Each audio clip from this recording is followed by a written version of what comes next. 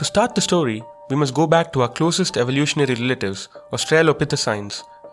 They lived between 7 million years ago and 2 million years ago. They were, at the simplest kind of level, like chimpanzees that stood upright. That is to say, they walked on their hind legs. They were about the size of chimpanzees as well. They had big jaws and big teeth, and they needed these big teeth to match the low-quality, high-fiber food that they were eating. They needed a big mouth to put it all into it. To get something like 2000 calories a day, they had to spend about 6 hours a day just chewing. Literally just moving their jaws up and down, processing this bulky, low-energy food, just chewing. It's a lot of work to digest the hard vegetation.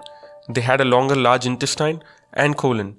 But humans today don't have to work so hard when we compare ourselves with our closest evolutionary relative.